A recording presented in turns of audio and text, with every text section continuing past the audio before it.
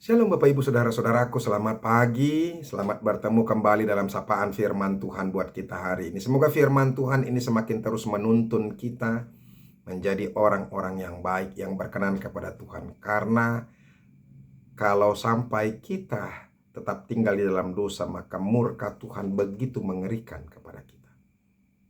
Dan jangan sampai Tuhan marah besar kepada kita. Semoga kita terus diteguhkan dan mencintai Tuhan. Amin. Bapak Ibu Saudara-saudara, firman Tuhan yang menjadi renungan buat kita hari ini yaitu yang diambil dari Yeremia pasal yang ke-14 ayat yang ke-21. Tapi sebelumnya marilah terlebih dulu kita berdoa. Kasih karunia dan damai sejahtera dari Allah Bapa dan dari anaknya Tuhan Yesus Kristus itulah yang menyertai hati dan pikiranmu sekalian. Amin. Yeremia 14 ayat yang ke-21 dikatakan demikian. Janganlah engkau menampik kami oleh karena namamu.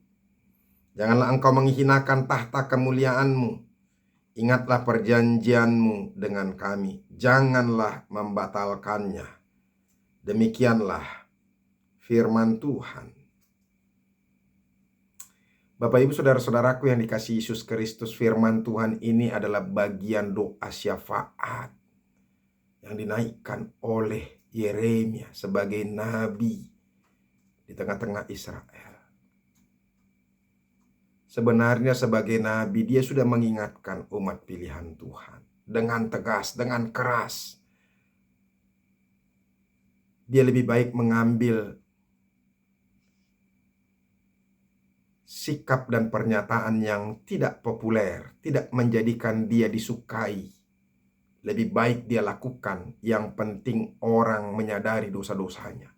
Daripada sama seperti nabi-nabi palsu yang selalu mengatakan tidak akan terjadi apa-apa, tidak akan terjadi peperangan.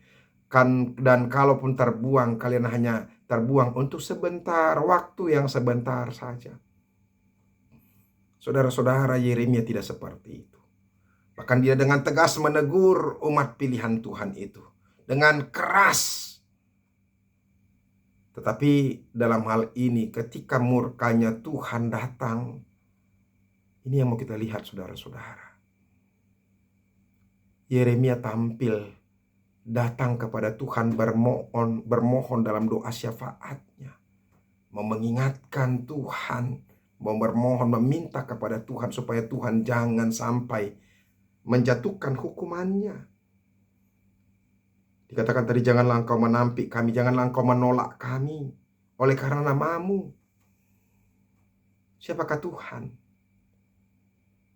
Yahweh itu sudah dikenal oleh umat di sekitar Israel. Orang-orang di luar Israel sudah mengetahui bahwa Yahweh itu adalah Allah, umat pilihan Tuhan. Namanya begitu agung. Makanya dikatakan janganlah engkau menghinakan tahta kemuliaanmu. Begitu mulia, begitu agungnya namanya. Ketika orang-orang sudah mengenal, sudah mengetahui bahwa Allah Yahweh yang begitu agung yang menjadi Allah Israel itu menghukum mereka, bukankah buat orang-orang lain mereka akan bersyukur ternyata Allah Israel itu adalah Allah yang apa? Yang kejam, Allah yang pembohong. Karena dia katakan dia akan menjadi Allah bagi dan Tuhan bagi mereka. Sementara Allah itu mencampakkan mereka. Itulah permohonan daripada apa? Yeremia. Sampai dia katakan, ingatlah perjanjianmu dengan kami, janganlah membatalkannya. Inilah bagian-bagian permohonan. Dan saudara-saudara, hebat sekali. Mari kita lihat ayat 19 itu pernyataan daripada Yeremia. Telah kau tolak Yehuda sama sekali.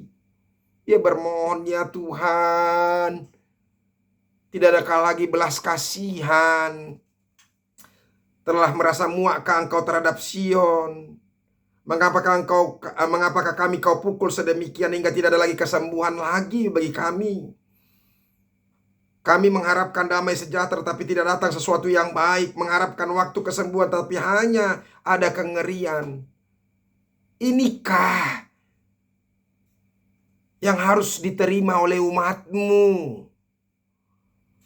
Saudara-saudara, memang Tuhan begitu marah sampai dia melarang Yeremia untuk berdoa. Bayangkan berdoa saja bagi umatnya, padahal seharusnya Yeremia datang untuk mengatakan firman Tuhan, mengatakan apa yang dikatakan Tuhan, dan mengingatkan berdoa bagi mereka. Tapi kali ini karena kekesalannya, Tuhan mengatakan jangan lagi berdoa bagi mereka. Saudara-saudara, itulah kemarahan Tuhan. Kemarahan Tuhan begitu luar biasa. Makanya hati-hati kalau sampai Tuhan marah kepada kita. Bapak Ibu Saudara-saudara, firman Tuhan ini untuk kita hari ini. Lakukanlah yang baik. Jangan lagi mau melakukan dosa, kejahatan, apalagi tidak percaya kepada Tuhan.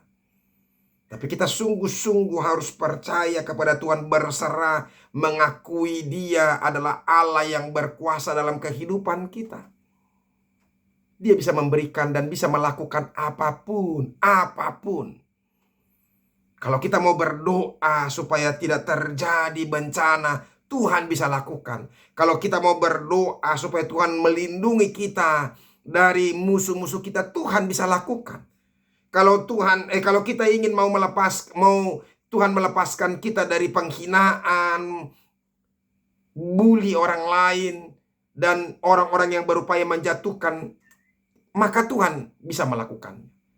Makanya datanglah kepada Tuhan. Akui segala dosa-dosamu. Dan ini yang menarik, saudara-saudara. Yang pertama tadi yang menarik dari Yeremia ini, dia tampil bermohon kepada Tuhan. Dia bertanggung jawab atas umat pilihan Tuhan. Dia tidak lari, tidak seperti nabi palsu itu yang hanya mencari keuntungan pribadi. Setelah mereka mengalami pergumulan, dia tidak kelihatan lagi. Tapi Yeremia tidak. Sekalipun dia sudah memperingatkan, sebenarnya tugasnya sudah selesai. Tapi bahkan Tuhan sendiri sudah memintakan dia supaya jangan berdoa lagi kepadanya, kepada umat pilihan Tuhan. Tapi justru dia semakin berdoa, bermohon, karena dia sangat mengasihi umat pilihan Tuhan itu. Nah, ini yang menarik ya. Dia bertanggung jawab. Yang kedua, saudara-saudara, ini. Ya Tuhan kami mengetahui kefasikan kami dan kesalahan nenek moyang kami. Sungguh kami telah berdosa kepadamu. Dosa umat pilihan Tuhan itu adalah bagian dosanya juga. Nah, dia mengakui dosa-dosa mereka, termasuk dosanya. Dan oleh karena itulah, maka dia berharap kepada Tuhan. Bapak Ibu Saudara-saudara, banyak orang sekarang melemparkan kesalahan kepada orang lain. Ini manusia-manusia yang tidak bertanggung jawab. Berani melakukan dosa tapi melemparkan dosanya kepada orang lain. Bukan aku yang melakukannya, si Anu. Tapi Yeremia di sini dia katakan, maafkan kami untuk dosa-dosa kami. Kami telah berbuat dosa kepadamu. Bapak Ibu Saudara-saudara, akuilah dosa-dosa kita. Bahkan jangan mencari-cari kambing hitam dan menyalahkan orang lain. Biarlah perilaku Yeremia ini menjadi satu inspirasi buat kita, supaya kita menjadi orang yang bertanggung jawab. Tuhan Yesus memberkati. Mari kita berdoa. Terima kasih Tuhan untuk firman-Mu. Berkatilah itu. Ajar kami untuk menyadari diri kami. Dan kami boleh mendengarkan firman Tuhan dengan sungguh-sungguh, bukan karena enak, tapi karena itu bisa memperbaiki kami. Dan jadikan kami sama seperti Yeremia bertanggung jawab bagi anak-anak kami, bagi orang-orang yang kami pimpin. Sebab kami adalah pemimpin. Dan kepada hamba-hamba Tuhan bertanggung jawab kepada jemaat. Terima kasih Yesus. Amin. Bapak Ibu Saudara-saudara sudah dengarkan firman Tuhan. Mari lakukan yang terbaik. Bertobatlah. Sebab ketika Tuhan marah, maka kemarahannya tidak ada orang yang bisa lepas dari marahnya Tuhan. Dan bertanggung jawab dalam hidup. Jangan melemparkan kesalahan kepada orang lain. Tuhan Yesus memberkati. Sampai ketemu besok. Salam.